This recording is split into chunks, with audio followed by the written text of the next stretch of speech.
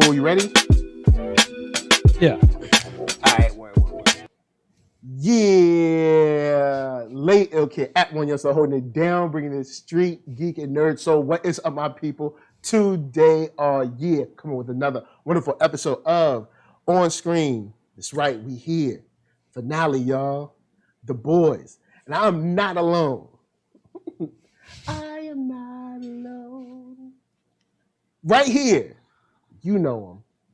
Not only is he the Carpenter Award of the Year winning Nate Miller, he is also nuclear physicist. What's the Nobel Peace Prize winning Nate Miller?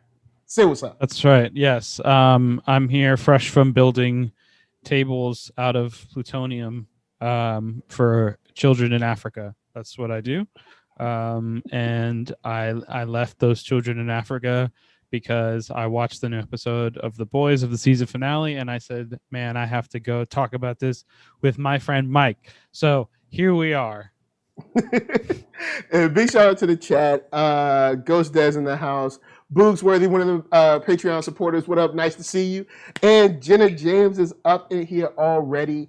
Since we're running down the season finale and the season as a whole, Mr. Miller, how do you feel about season 2 of The Boys? So I need to rewatch it. It's hard for me to frame it against the first season because I did kind of like I tore through the first season. You know, I binged it but I did I think like in 2 parts, but I just kind of ripped through it. So consuming the story that way is different than like the week to week.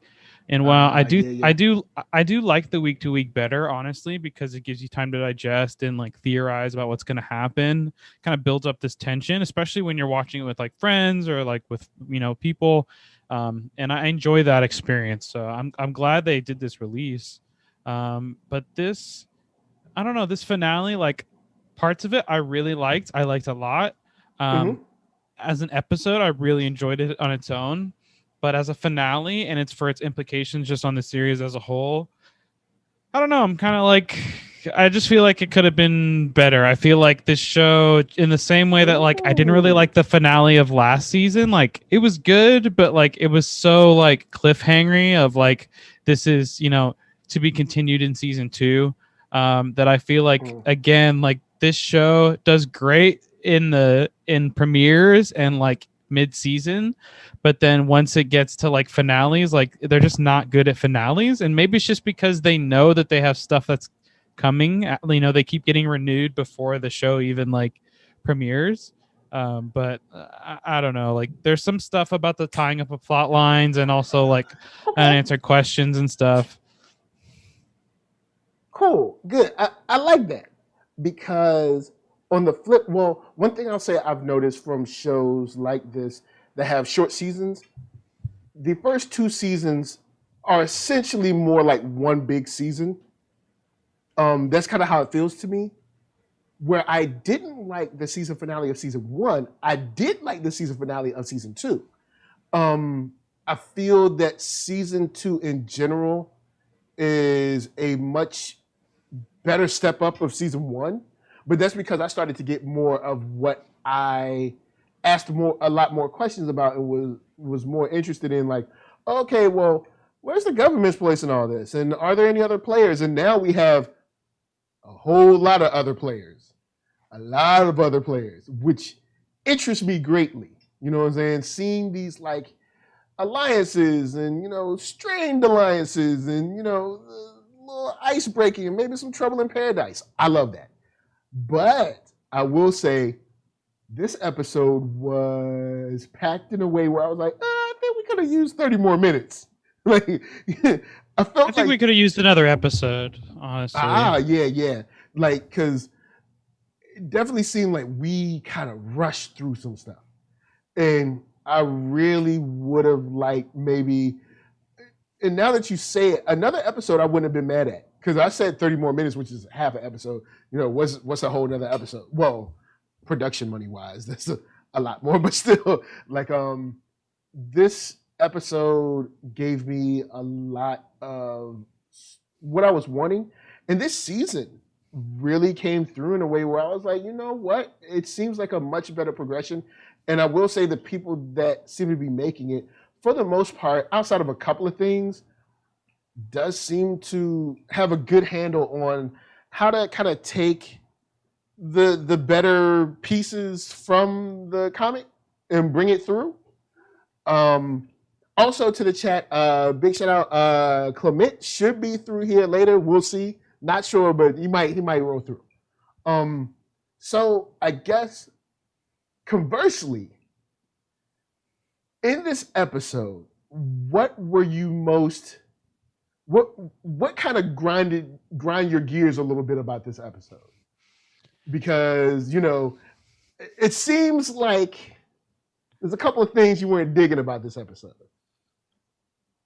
I mean, I don't know where exactly to start, but one of the main questions I had, especially near the end, how did Maeve get there? That's I was gonna pull that. How did she sneak up on Homelander? There's just like another and a thing like and that's like a nitpicky thing, but like larger. Not I don't think Maeve getting there is a nitpicky thing. Like it is because she, at least from what we know, Starlight hadn't given her the location or any idea of the plan. But we also don't know her power set fully. I mean, we just assume she's the analog for Wonder Woman, but we know she can't fly. Yeah, she can't fly. So maybe someone from Vought told her. I don't know, but I mean, it's a fair question to ask. Like, how'd she get there? How'd she know? Unless she was there. No, she was there where Stormfront came back. She might have just followed her back. Maybe. That's the best estimation I could give you. But yeah, when that happened, I was like, oh, okay. I'm not bad about this because Stormfront does deserve a butt whooping. So I'm not mad at this. But I was like, oh, you're here? Oh, well, all right.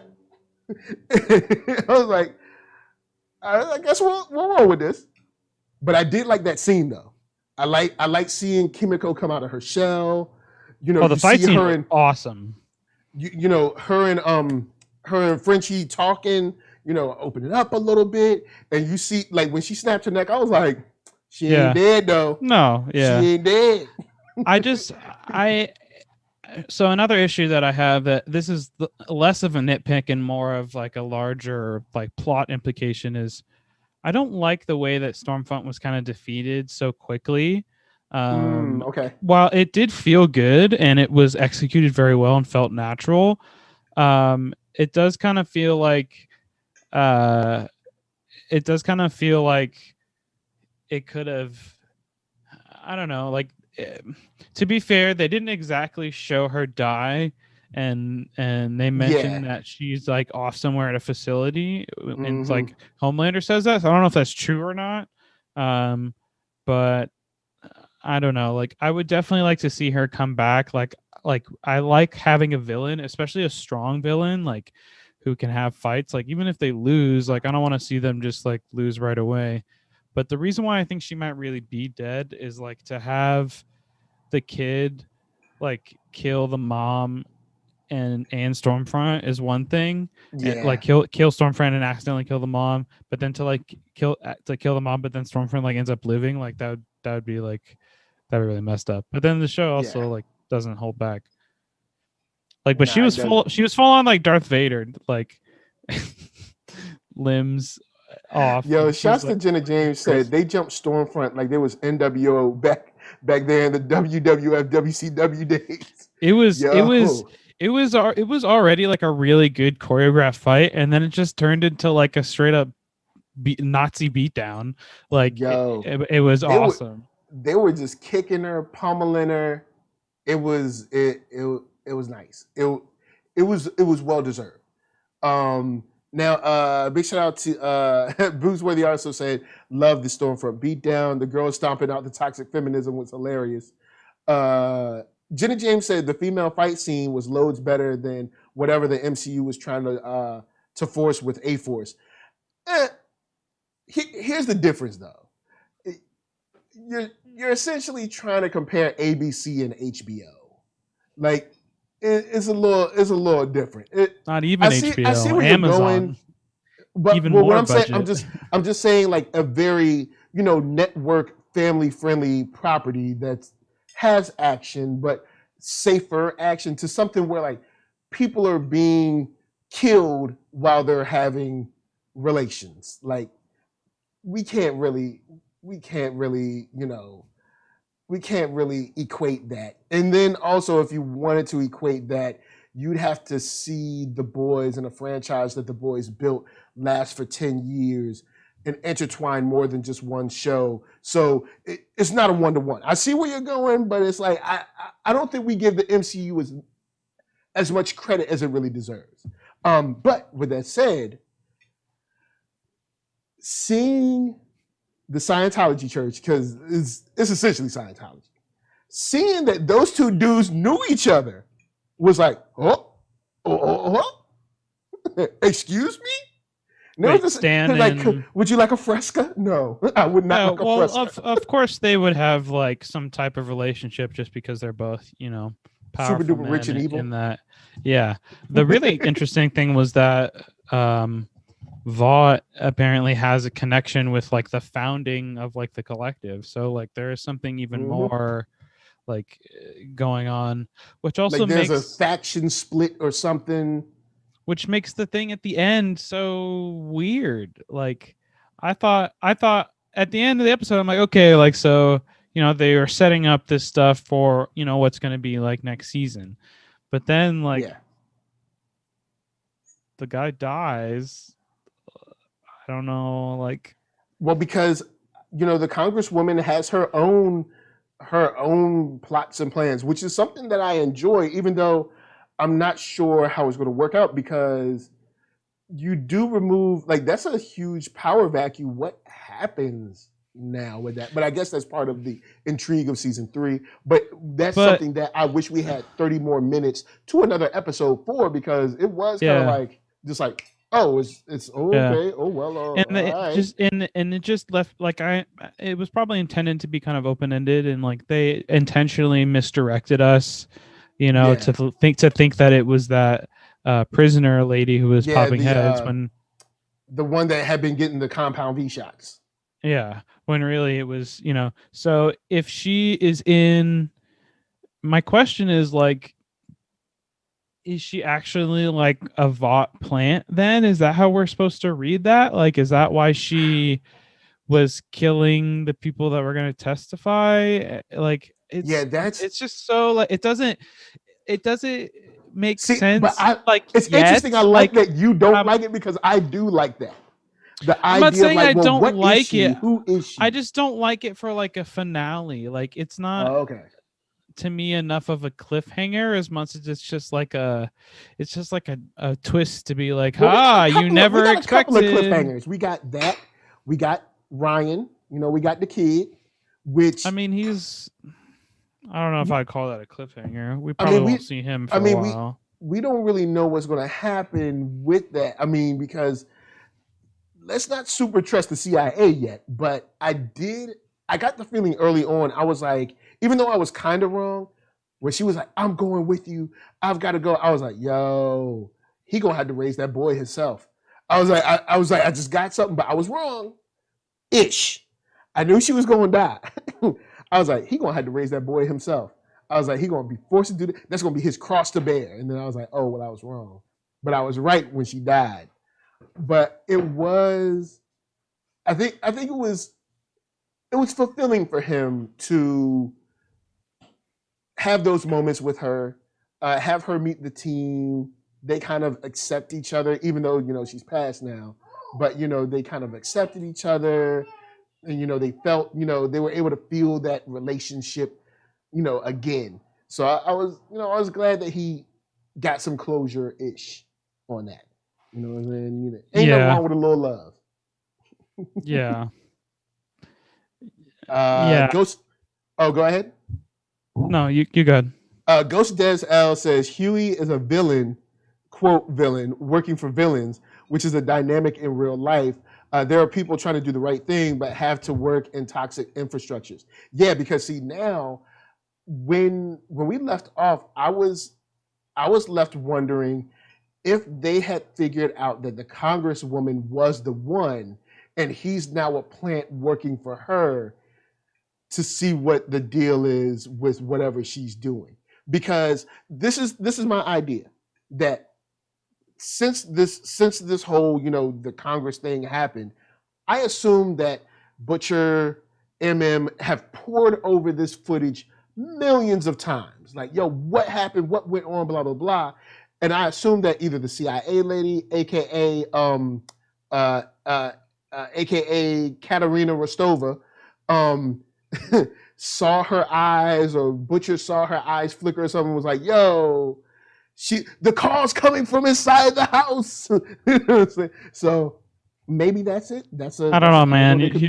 You're doing a lot of you're writing a lot of scenes that didn't make it into the past the editing room. Nate's like, no. I mean, like, he's just an unwitting participant. I just, especially with like going home to his family, like that was cute. I feel like it's in an effort to make it be less kind of forced like that. I think they're trying to make it natural. Like, no, he's just going. He wants, like, I think the motivation for him makes sense. Like, I want to fight Vought, so I'm coming here.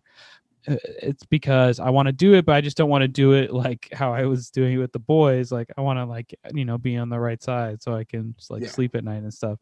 So, like, I feel like that was good and that was real. I think it's a natural character progression for him for this arc. It's good. And it also puts him in a good place to, like, accidentally find out that she's bad or something.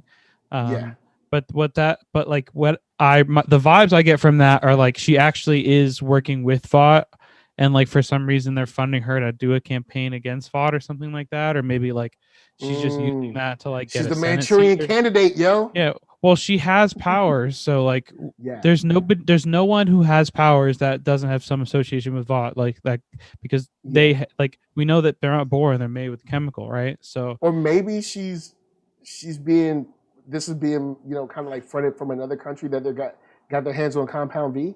Or made their own version, kind of like was able to make it after. Maybe, maybe the Russians got to her. But we haven't. If we had seen some indication of that, I'd love to theorize on that. But they haven't dropped, like, any hints of that, as far as we know. Like, that's like the whole point of, like, the beginning of the season, right? Is, like, that there isn't really world super terrorists, because like, superheroes aren't just born in the wild. They're made. Yeah. They're made by Vought, and they have the Compound V. Like, that's kind of the whole thing. That's why they leak it and they send it to the country to make that guy, so that, like, they have someone to fight, right? So I feel like that again, like, it's possible, but I feel like they haven't really kind of laid the groundwork for that. All right, good. I'll give you that. So one thing that I figured was going to happen sooner or later was the whole "I want my mommy." Like, I figured that was going to happen, because I was like, yes, you got him to hate his mom for 2 seconds. Yeah. Bottom thing is, this is mama. All right? Yeah. Mama. He's just excited. Like, dear mama. You know what I'm saying? Yeah. He always going to love his mom. You know what I'm saying? So he started, and shouts to the actor Anthony, I cannot remember his last name right now.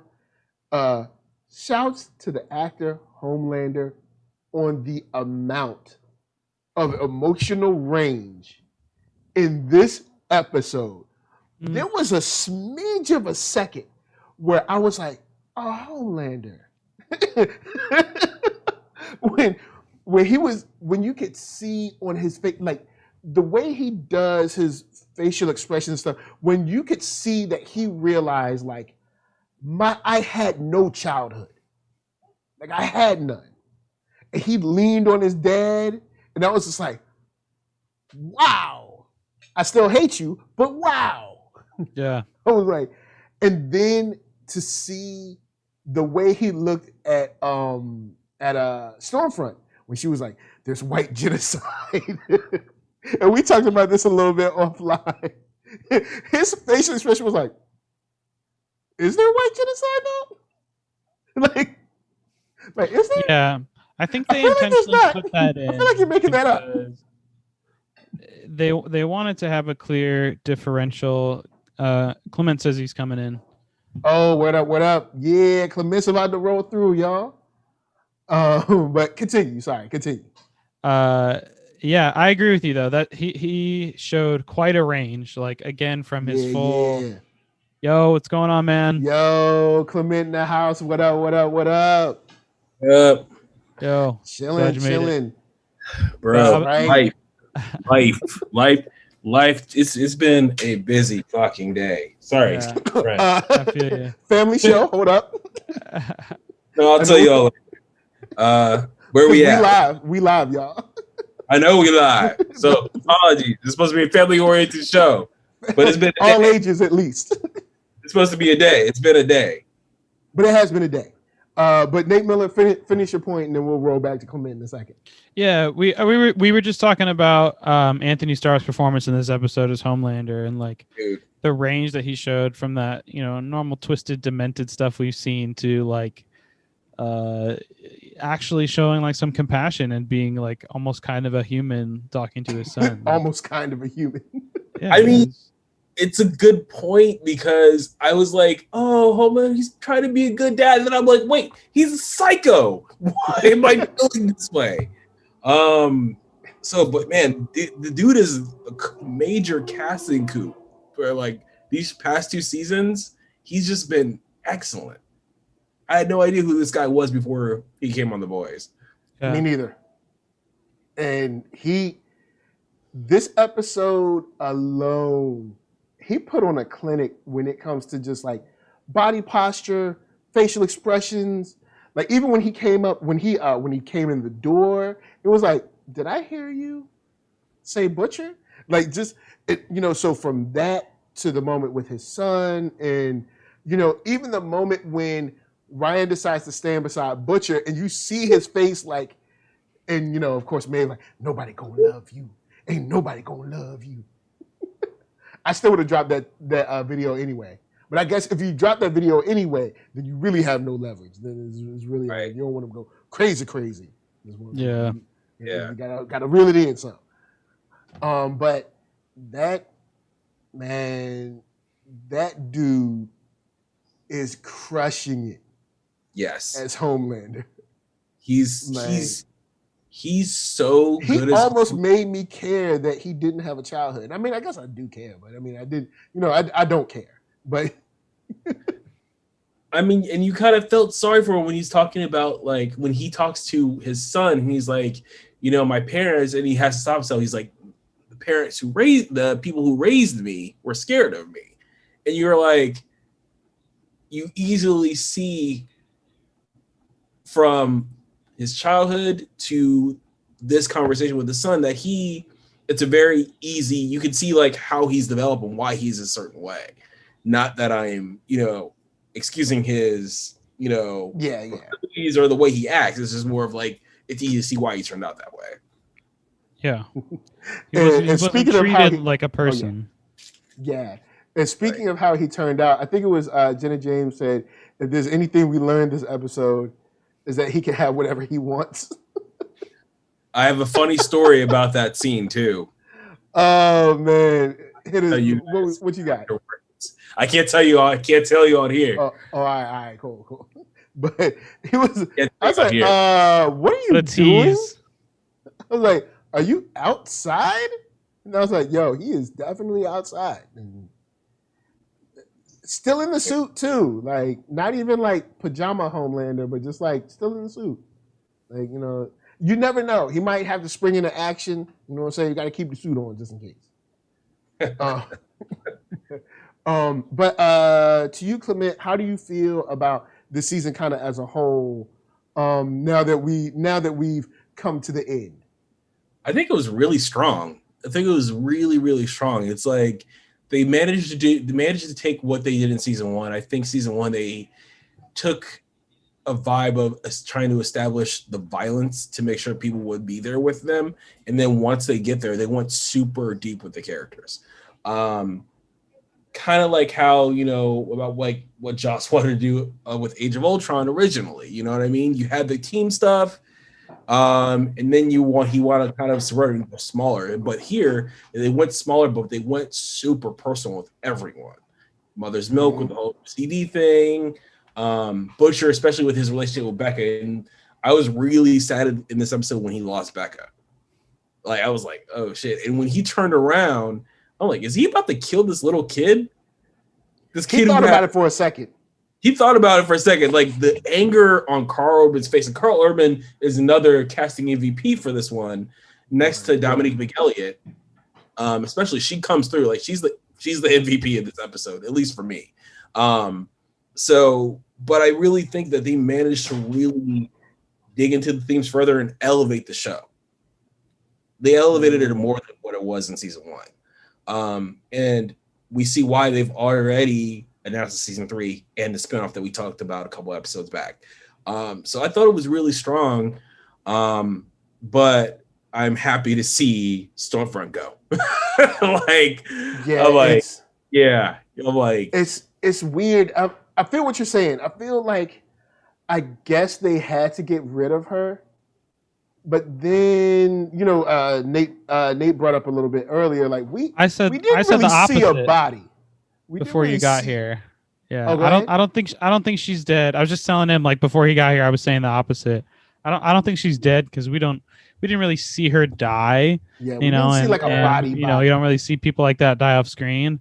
And also I was the opposite. I kind of wish that she had stuck around longer. Like we actually got a good villain, you know, like I would have still liked to see her, even though, she's still recovering from diminished, being out of the 7 or like, having a diminished personality, still having her ragtag group or like some people she's recruited from her little side project or whatever. Like I like having a villain. Like I don't like her like as a person, but I like having someone for them to fight, especially when it adds this kind of ambiguity amongst the 7 for them to create this infighting. That being said, like I do really like how they handled like this kind of, again, this like internal politics of like what would be a superhero team. Like this to me is the most fascinating thing about this, being comic book nerd, like that, like Maeve holding this leverage over Homelander in order to get him to like do this, like this is like, and then the speech and then being on the team and like all this stuff, like that was very, very well executed. I like that a lot. He's like, these are my friends. But again, like, and something Mike was saying is like he feels like there's like 30 minutes more that there could be, and I said like I feel like they could do another episode. Like, to me, still feels like there could be like, even if it still is just more set up for next season, like show us the 7 like getting like back together, show us what this senator lady is like kind of planning, or like give us a hint or something, like show us what is going on, because I like it's kind of cliffhangery, but not in the same way that like last season was like holy crap, the Sun, Homelander, like Karl, like what's gonna happen to Butcher. Like this time it was like, all right, everybody went home. The kid's being watched by the CIA, and Butcher's going to take care of him, and he's got a job. And then like I was like, okay, the collective will be the thing of next season. But then like, he got snapped. So now I'm like, I don't know. And 2 points that I don't want to make is I really like how this episode kind of showed you a lot of different viewpoints. For example, a really good viewpoint that or kind of POV that Stan Edgar has was that line where he says, acting out and being crazy is a white man's game. And I was like, ooh. and that automatically sums up who he is as a character, especially. Yeah, because when he was like, she make people angry. Angry makes people want that compound. Compound means money. Like, Right. I ain't even tripping on her. Do she Right. hate me? Yes, she do. Right. But that's this world. I don't have the luxury to just, and you kind of get it. It's like, well, nah, he doesn't. Especially not overly criminalized. No, he doesn't have the luxury of being like, I'm gonna be angry and just run out in the streets and just be mad. No, you get to do that. I don't get to do that mess. Right. And then when you see Homelander and Stormfront trying to, for lack of a better word, parent Ryan, and I'm gonna make they're obviously making a parallel to what happens in real life, especially how we see like, okay, Trump kids, kids who come up being Trump or being raised in racism or white supremacy. You can really see how that happens with young kids. They're indoctrinated when they're super young and they're taught to hate. And I really love how they dug into that in that scene. It was only a 5-minute scene, but it kind of made the whole point in Stormfront's character kind of more resonant with me, at least. I was like, oh man, they're really digging in more stuff, more than outside of just the whole comic booky superhero compound B storylines. They're really digging in deep here, and to a degree, I think this is Amazon's best show to date. They're really doing this stuff. Definitely. And she hit on something that was interesting too, that I thought when I was like, she was like, they love this, they love that, they just don't like the word Nazi. And I was just like, yeah. That's a great line. She pretty hit that. Now I will say, before I jump, because I do want to jump to Jenna James real quick, I busted out laughing when A-Train was like, yeah, peace out. Like, good joy. He's like, ha, ha, I'm back, you not. Like, he just left. Like, great. I feel bad for the Deep, because honestly, I do think that he's grown a little bit, but then when he didn't get chosen, it's like, nah, you ain't grown. It's like, I thought you grew, man. Come on. You talk to your gills. You had shrooms. You got fake married. Well, I mean, I guess it's real married, but it's like, it's a sham. But I mean, you got married. Like, we thought it was all good. Yo, A-Train was like, peace. I ain't trying to hear nothing no more. He was out. So that was funny. But shout out to Jenna James said, Stormfront got the Anakin Skywalker treatment, and AOC is the head popper. So I'd like to turn it over to you guys. What do you see in the future for the CIA and the fake AOC? Man, with that reveal on the whole fake the AOC kind of character, I was like, wait, it's her the whole time? It was her from the beginning. Yo, the call was coming from inside the house. I told Nate that. I was like, coming what? From inside. And I'm like, I'm sitting here cooking and trying to get, like, that's where I was, like, trying to get all these groceries. I'm making this fancy recipe tonight, but I digress. But like, I'm like sitting here watching Chef it. I'm like, wait, what? Like, and I dropped my avocado oil and the junk broke. So that's when you know you balling, because you got avocado oil. Regular people just got oil. We don't know where it comes from. I'm not balling. I just get what I need to get. But like, I literally dropped the avocado oil. I was like, man, that's how good that scene was. That's how good that scene was. And I still got pants with avocado oil all over me. But like, that's how good that scene was. It was so good. So good. Yo, man, Carl coming from inside the house, yo. But now, how are we going to live this life? What, Nate? What we going to do? Nate, what can the CIA do? They are in her pocket. Yeah, we talked a little bit about this earlier, Clement, but I'm still kind of like, I just feel like it was kind of like a twist. Like, they definitely set it up, but I feel like we don't know enough about her to like I could speculate, but who knows? But yeah. At this point, I think we have to assume that she is a Vought operative, because they are in control of people who have powers. And I think she's just there to like seemingly be against Vought to like set up this she's heading up this thing, right, for superheroes with the government. But if Vought is secretly in control of that, then Vought really gets to kind of do whatever they want, right? So it kind of makes sense. Like that's the only thing I can think of is that's what it is she's gonna pretend like she's against Vought, but she's actually like working for Vought, trying to make sure that they get what they want. I think maybe we might see another team next season, like a new team that's like more like a state sponsored team, something that kind of is against the Seven, especially now that like we have the Seven is whereas last time the Seven was really just kind of Homelander and like his backup. Now the Seven is actually like a team where even though like Homelander is almost kind of controlled right now because of the blackmail and stuff, and so he's still gonna kind of be crazy and do wild stuff, but he can't like directly influence the team like he could before. So especially with A-Train coming back on, Starlight and Maeve being there, Stormfront being gone, Black Noir I'm assuming is not dead and will be back at some point, but we know that he ultimately is really loyal to Stan. So it's gonna be I would like at least to see like them maybe go against another team or like have to compete against another team or something like that. I think that would be interesting. So that's the direction I hope that they're going in, but I'm not sure. Yeah, I like now that I've fully watched this season. I did a little work on season 1. I didn't really have like the ability to like take it in as much as a lot of people did. Now I've watched both seasons back to back. Now I'm like, when is season 3? And I hope it's not, because of the COVID pandemic, I hope it's not going to be a long time.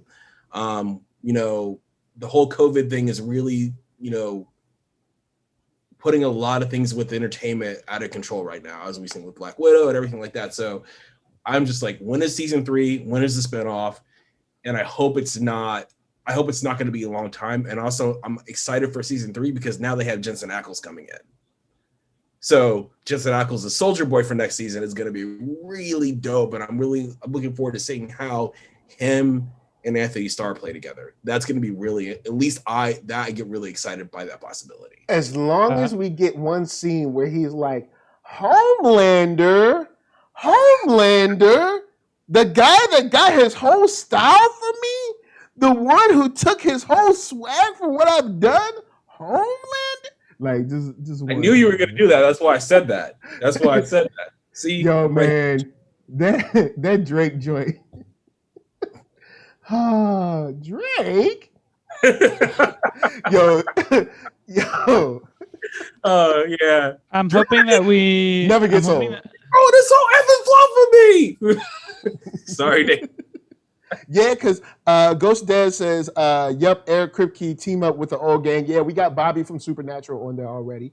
Now, of course, you got your boy Dean in there. Now Sam just got to show up. We get Sam. We can get Rufus. Get just get everybody. Just scoop everybody up. Misha Collins in it. Yeah, get Misha up in there. Just scoop everybody up. That would be dope. Look, they got the college show. Maybe he can be a professor, something. Professor Sam. You know what I'm saying? Sam be up there teaching people. Why are you trying to turn this into a CW show? Well, no. It'll be the CW actors, but it'll be on Amazon Prime, so they'll be able to do crazier stuff. You know what I'm saying? Amazon Prime. No rules. Supernatural is legacy. Okay, do not. I do want to say too, like Clement, you reminded me that we were planning on kind of talking about the other episodes as well, not just this one. And I do want to say, like, that one last week with that intro, like that just, they nailed it like completely on the head. Like he was literally like on 4chan and the memes and like the way that's Fat Neil from Community. Great guy. Love him.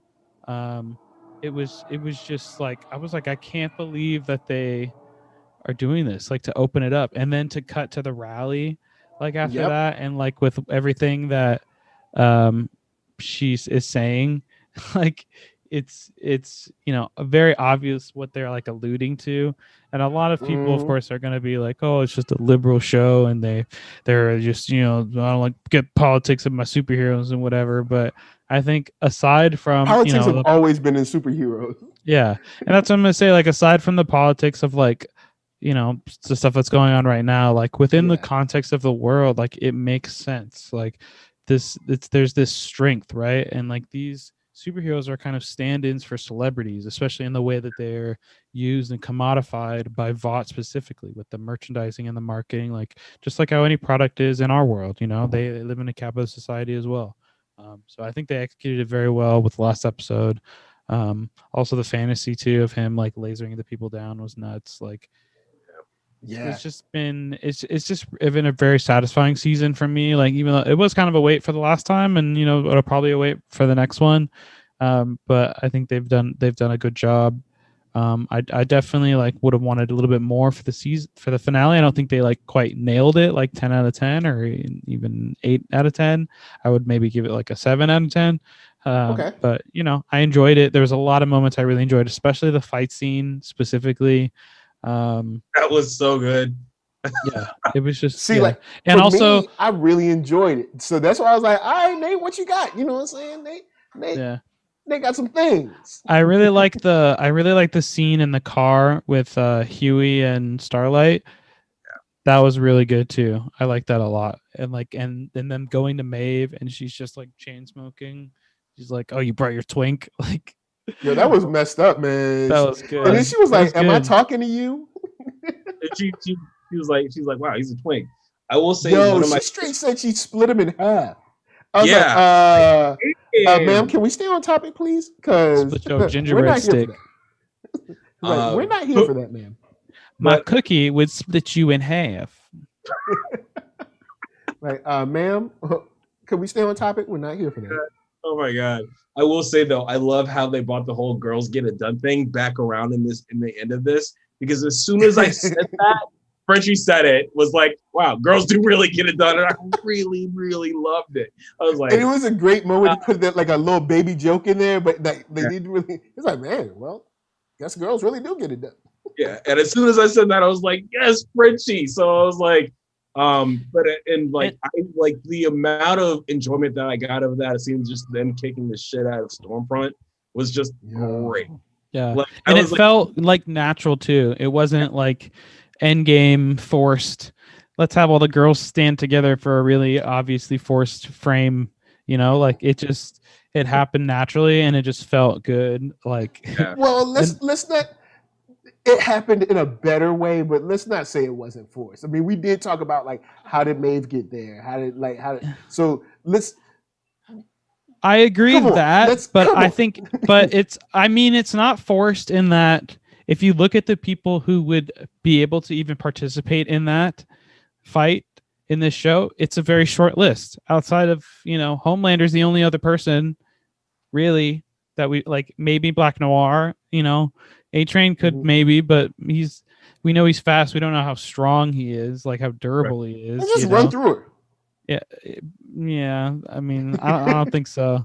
Like Skadoosh. she's pretty tough. Like, and so with Skadoosh. Kimiko, we know Kimiko is like strong and super durable. She's got Oh, that yeah, she heat mad factor durable. thing or something.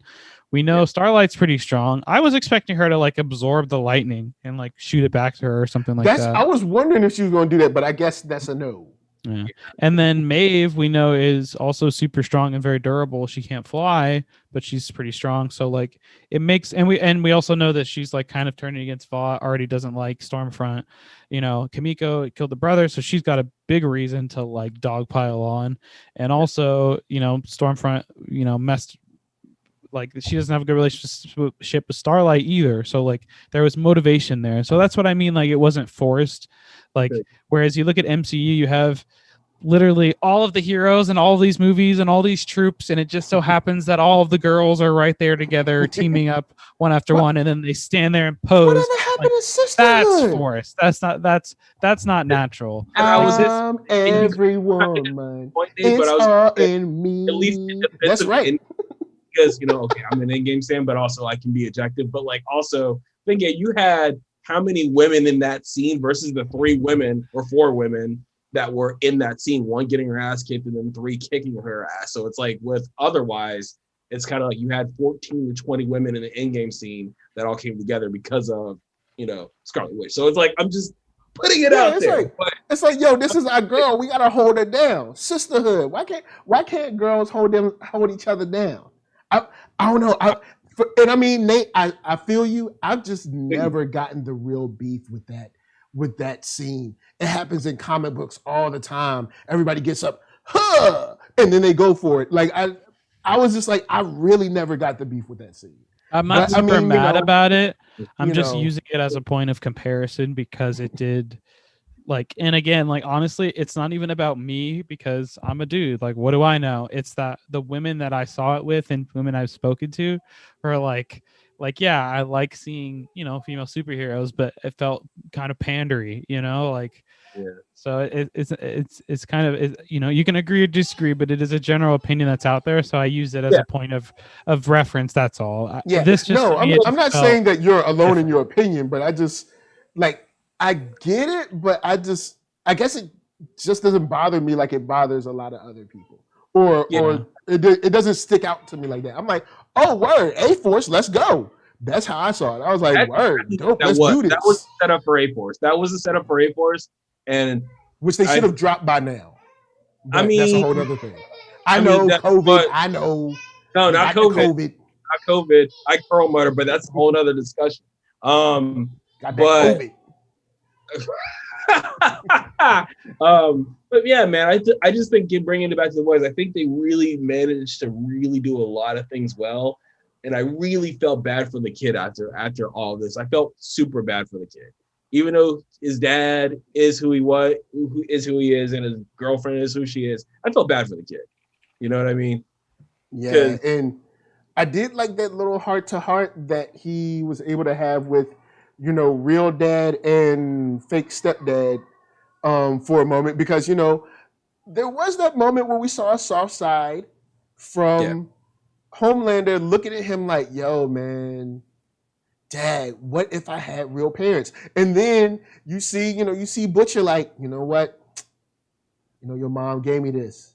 Now it'll take care of you. You know what I'm saying? I was just like, I was like, Butcher. I was like, yes, exactly. I was like, oh my God. And the finishing line from the kid, and I'm not going to doing me like this. And we're family friendly, but he says, "Don't be the C word." I was like, "Good job, Butcher," but also it kind of hits me in the heart. I was like, "You know what? You Butcher for making us say that line and teaching him that line, but also, damn, Butcher, you could be a really good dad if you weren't kind of an asshole." But you know what I mean? It's like, but then we see why he's bad, because old boy from Fringe was mean to him when he was a kid. You know what I'm saying? I know. Yeah. That show is so good. Yo, Fringe is a straight up classic, like straight up. We could have hours to talk about Fringe, but Fringe is the bomb. We should have bring Fringe into this. I mean, but also Lord of the Rings. John Noble was the throner of Lord of the Rings. So I'm like, hey, you see me, Nate? I'm right here with you, bro. Like father and son once again. Right, exactly. So.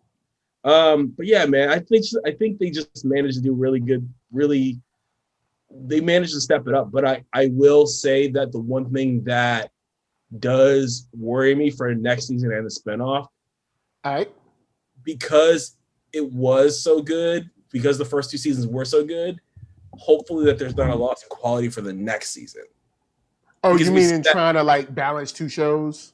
Or just trying to match the game of season 1 and season 2, because we see like with shows like the first couple seasons are good, and then third season might not be so hot, or the first season is excellent, and then the second season is pales in comparison. So I hope that they're able to take their time with it, as much as we want to see the next season as soon as possible. I hope they're able to take their time with it and figure it out. And I know that they're already been writing it, but even though they've just been writing, they're going to have to go through rewrites. They're going to have to get, studio approval. So I hope through all that, they're able to maintain the voice and the quality in the next season and for the spinoff. Shouts to Jenna James, said a couple of red herrings this season. Number one, Starlight's ability to suck up power, making us think she was going to be able to absorb Stormfront's powers. And then 2, Cindy was shown to make us think she was the one who blew up the heads at the hearing. Yeah. But that whole flip with the Congresswoman, and now unfortunately Huey, Huey just trying to do the right thing, man. He like, look, the basic danger is at least there's we've slowed it down. You can't stop stupid, but we've slowed it down. Now I can get out the game. You know what I'm saying? I don't want to be, you know what I'm saying? I steal, I don't kill. You know what I'm saying? I want to get out the game. Friday. All right, Friday. I want to get out the game, and I want to do regular stuff. All right, just a regular job. I don't want to be hiding in the basement, taking baths in a face bowl. I want to live a regular life. All right. I just want to work for the Congresswoman, and the next thing you know, Congresswoman is crazy because she's a killer too. I mean, who is it a killer in this show at this point, right? All right, let's see. I know, who in this show isn't a killer? I mean, you ain't got to dig into it. You know, you ain't got to actually dig into it. I was just trying to make everybody in this show is a killer. I mean, yeah. I mean, when you think about it, the only person. Wait, no. I mean, Huey isn't a killer. He's a killer. He didn't mean to kill. Yeah, but he killed. Like everyone kills. Like it's ultra violence. Literally everybody has a body. Everyone. Yo, man. At least one. Oh, also, shouts. Since we kind of close. We got a little bit more time. That opening scene for the finale was like, law, lock the doors, arm yourself. Your teacher was like check the clip, look at it. Put one in the chamber. I was like, first of all, I don't know what that handgun's supposed to do because they were just putting ARs on your girl Stormfront, and she didn't even seem like she didn't even like wince a little. Like, you know how somebody like might pinch you and you're like, it's a little baby pain. It wasn't even a little baby pain. They were laying into her with a shotgun, with an AR, and a handgun, and she was just like, whatever. The one thing I didn't like, though, I need to watch it again, but it seemed almost like the bullets were bouncing off of her like suit too. Like, I wish that they would have like explained that or something, or just had it like put holes in the suit, but like it doesn't hurt her. Like, I feel like that's. And again, like I'm being kind of nitpicky, but if you're gonna go through the details with superheroes that they've gone to, like I feel like that's not too unreasonable. All right, cool. So I guess the question is with the structure that we have now, do either of you, because I mean, I guess I don't, but do either of us see a threat from the church at all any next season? Or will they just disappear? Does it seem... That's something that I'm kind of like done, or will there be like a power vacuum with the Deep there? Because the Deep, he might still be sticking around, like, oh snap, I could be the Fresca King. You know what I'm saying? So who knows? I mean, by him saying F Fresca at the end of that joint, I don't think he's coming back. Yo, man, Fresca is loving this show. Man, okay, I'm gonna take a step. I love how the brand integration of Fresca has been in season, especially because when's the last time someone talked about Fresca, right? When's the last time? And then you talk about, hey, here's a Fresca. And they put in them nice cups too, like the nice cups with the little stem on it. Man, dude, I went to the grocery store and that's why I was late. And I was like, you know what? I want Fresca. And I was like, let me get a little box of Fresca. But back to the original point. Sorry, I had to say that. As a marketer, I had to get that out. But I had to say that. But I don't think he's coming back. I think he's done with the church. I think there's no way for he's coming back to the church because the church kind of screwed him. Mm-hmm. Ghost Dad said he's still married to the weirdo. So yeah, I don't think we've seen the last of the church. I'm not sold on him taking over. But I definitely think, it's possible that he tries to do that kind of a move. But I think the church, we'll definitely see the church. Like they're more, especially if they're parallel to, Scientology, they're more than just, the one guy. There's someone else who will step in, especially with him, having all this dirt on superheroes and stuff like that of that nature. Yeah. I think we're definitely going to see something involved there. Maybe even, the Hawkeye guy come back or something like that. with him, leading a campaign against the church because they kind of left that dangling of like Yeah, they having to did. smear him and not be friends with him, like what happens whenever you leave a cult. So I don't know. Like I could see them having like the deep go either way. Now he could like fully be like, yeah, screw this, I'm out, or he could be like, he was just mad, but he's in too deep right now. Like he signed over his bank account. It's not like he can. How's he gonna leave? Like where's he gonna go? So I think that's interesting, and also especially too like them still getting A-Train on like.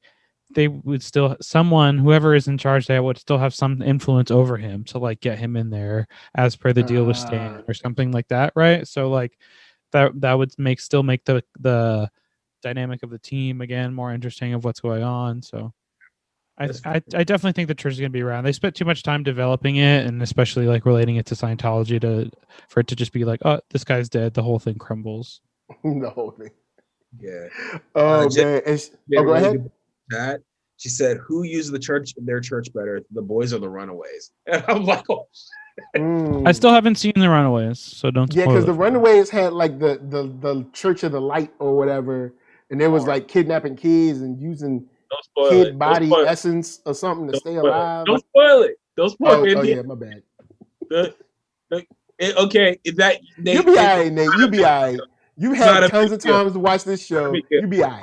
But we know you might not love Runaways. I'm not gonna watch it anyways. To be honest, I recommend it. It's a fun little watch if you don't have anything to watch. I read the book, so I know I'm not gonna like it. Yeah. Anyways, so yeah. But Jenna James said Church finna be on some light Young Justice ish next season. Oh boy. Damn. With that said, guys, we have enjoyed this season for the most part. There's been some things we've been up and down on, but season's been sturdy. It's been solid. There was a little lull of like some character focused episodes that they were good. They just didn't quite have the energy that like the first 3 episodes, or not even really the first 3. Like the fourth one really was the one that like really had a lot of energy, and then it kind of slowed down, and then the last 3 really like were like boom boom boom boom, and then this episode was like fireworks, like blah blah blah blah, like everywhere, like so much going on. So yeah, I enjoyed it a lot. It was really good, great performances. I'm excited to go back and watch season 1 and then kind of like watch it all the way through again. So what up, Clement? I'm happy with it, man. I really when I heard that, like I said, I told you guys a couple episodes ago that when they announced the show, I was really skeptical. I'm like, are you sure you want to do this show? But seeing where Kripke and his team have taken it, I think like, like you guys are saying, like, yeah, there was a couple parts that weren't so hot, but overall, it gives, I think, in the stream wars, I think it gives Netflix a run for their money. Because when you really think about it, especially with all their superhero content that has came out and will be coming out, and Amazon Prime dropping that teaser for Invincible. Yeah, which is another thing we can talk about. But I really think that Amazon is coming into their own, especially with their more action and more like 4-quadrant content. So I'm really excited to see where they go now. Just a quick side note, I was like so excited and also kind of bummed about the Invincible announcement. I mean, I love Invincible. It's one of my favorite series. But for 10 years now, I've been dragging my feet on like, I've been kind of writing a TV adaptation of like, ever since Walking Dead, I was like, Invincible would be perfect for a live action adaptation. But of course now they're doing, I'm assuming it's going to be animated. Yeah. Which honestly is fine. Like I still think they could do a live action, maybe some later down if it really becomes a big franchise. But animation is good, especially if Kirkman is really going to be overseeing it in the way that he likes to do things. Like it will really let them be all the way out there. But yeah, there is. The trailer is out. I thought it was just a teaser image. I'll have to check that out. Oh no, teaser. Sorry, like a little teaser trailer. It's like about a minute long. It's about a minute, like 60 seconds, maybe a little bit longer. Yeah, I'll have to watch that. I only saw like an image of it. But word up. With that said, we've exercised a good amount of demons, guys. So Yes. to the chat, we got Jenna James, Ghost Dez, Boogs Worthy. I saw Drafty in there somewhere. Let's see, LeBron James. Dope name. and some other folks too. So with that said, guys, right over here, you know him, you love him, Nate Miller. Say what's up. Yes, that's me, Nate Miller. You can find me everywhere online at Dog Like Nate, including twitch.tv. Yeah, it's been really fun. I love talking about this show, especially with these guys right here. And thank you to everybody in the chat joining us, contributing to the conversation. And in the bottom square, since he wasn't here at the beginning, you know him. No, you don't. All right? Hey, look. Can't escape it. You know him. You love him. New York Undercover.